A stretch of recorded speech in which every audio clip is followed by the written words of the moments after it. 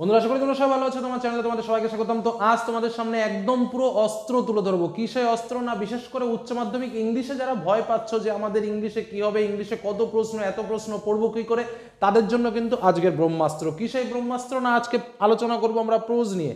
আমাদের ইংরেজির অভিজ্ঞ শিক্ষক মশাই আমাদের কাছে মাত্র 3টি করে প্রশ্ন পাঠিয়েছে, অর্থাৎ আমাদের 4টে প্রোজ রয়েছে। এই 4টে প্রোজ থেকে প্রত্যেকটা প্রোজ থেকে 3টে করে মাত্র প্রশ্ন পাঠিয়েছে, এবং তোমরা এটা অন্তত সবাই জানো যে প্রত্যেকটা প্রোজ থেকে কিন্তু আমাদের একটা করে প্রশ্ন আসে, বিশেষ করে 6 মার্ক প্রশ্ন। অর্থাৎ আমাদের কোশ্চেন প্যাটার্নটা কি, আমাদের 4টে প্রশ্ন আসে উচ্চ মাধ্যমিক পরীক্ষায়। এই 4টে প্রশ্নের মধ্যে আমাকে 2টো প্রশ্ন লিখতে হয়, প্রত্যেকটা প্রশ্নের মান থাকে 6, অর্থাৎ মোট 12 মার্ক কিন্তু এই প্রোজ থেকে আমাদের পরীক্ষাতে আসে।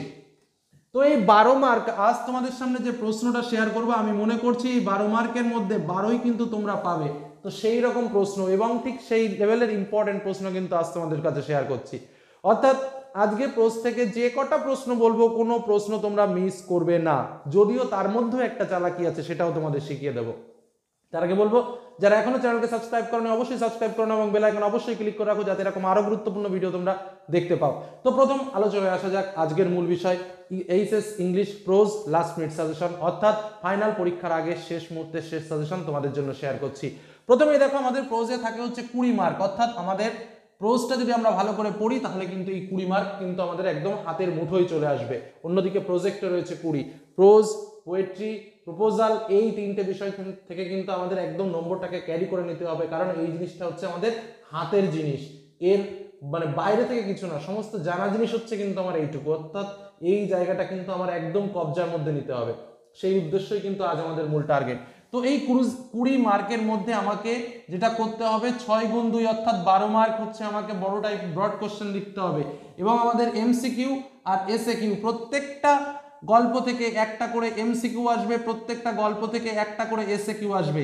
এই এমসিকিউ এবং এসএকিউ এর জন্য কিন্তু তোমাকে প্রত্যেকটা গল্পের শর্ট টাইপের প্রশ্নগুলো ভালো করে পড়তে হবে। বলছো স্যার আমি কোথা থেকে পড়বো, কিভাবে পড়বো, এই অল্প সময় আমি কোথা থেকে কি করব?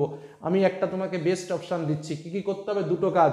1 নম্বর, আমরা যে টেস্ট পেপার কিনেছি, যে টেস্ট পেপারই কিনেছো না কেন, সে এবিটিএ ছাড়া অন্য কোনো টেস্ট পেপার কিনতে পারো, তার যে সলভ পেপার রয়েছে ইংরেজি ন্যূনতম 10টা পেপার তুমি সলভ করে ফেলো। অর্থাৎ প্রত্যেকটা পেপারে 4টে করে প্রশ্ন রয়েছে, 4 10 40টা করে প্রশ্ন, অর্থাৎ প্রত্যেকটা প্রোজ থেকে 40টা বা পোয়েট্রি থেকে 40টা, প্রত্যেকটা জায়গা থেকে আমি বলবো, এটা হচ্ছে টপ সিক্রেট। এই 40টা প্রশ্ন 10টা সেট, যে কোনো 10টা সেটের 40টা এমসিকিউ এবং 40টা এসএকিউ তোমরা যদি করে নিতে পারো, ঘুরে ফিরে দেখবে এই 80টা প্রশ্নের ভেতরেই তোমরা পরীক্ষাতে কমন পেয়েছো। 1 নম্বর কথা।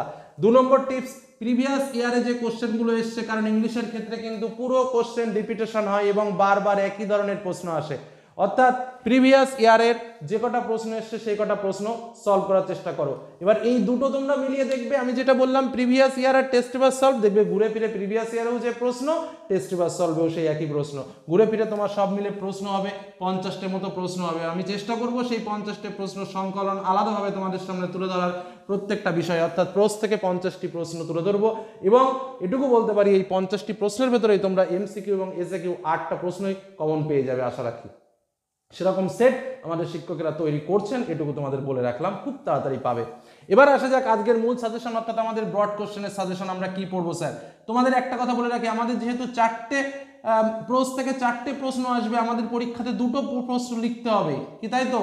আমি তোমাদের বলবো, কারো যদি মনে হয় যে না স্যার আমি 4টের প্রশ্ন পড়তে পারবো না, আমি মাত্র 2টোর প্রশ্ন পড়বো, আরো কম, মাত্র 6টা প্রশ্ন পড়বো, অর্থাৎ আমি তোমাদের সাজেশনে কি বললাম, প্রত্যেকটা থেকে 3টে করে প্রশ্ন দেওয়া হয়েছে, অর্থাৎ এখান থেকে 3টে, এখান থেকে 3টে, এখান থেকে 3টে, এখান থেকে 3টে। আমি তোমাদের বলছি, এই যে সব মিলে 12টা প্রশ্ন আজ আমি তোমাদের সামনে শেয়ার করব, এই 12টা প্রশ্ন পড়ার দরকার নেই, যে কোনো 2টোর, অর্থাৎ মোট 6টা প্রশ্ন ভালো করে পড়ো, তাহলেও দেখবে তুমি 2টো প্রশ্ন ইজিলি কমন পেয়ে গেছো।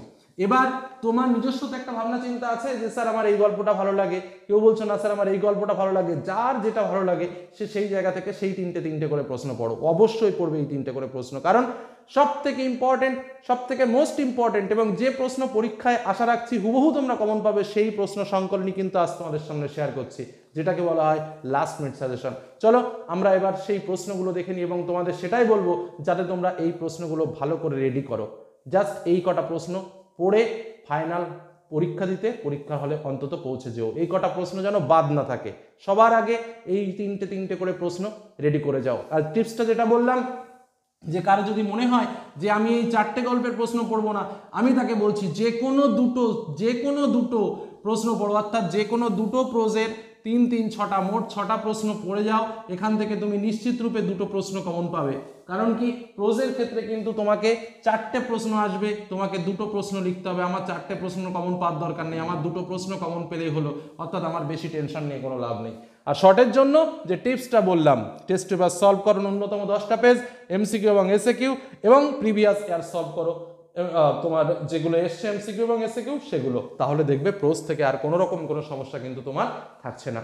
এবার চলো আমরা দেখে নিই যে কি মোস্ট ইম্পর্টেন্ট প্রশ্ন আমাদের শিক্ষক তোমাদের জন্য দিয়েছেন। অভিজ্ঞ শিক্ষক, স্কুলের শিক্ষক, হাই স্কুলের শিক্ষক, এটুকু বললাম। তো চলো এবার প্রশ্নগুলো দেখে নেওয়া যাক।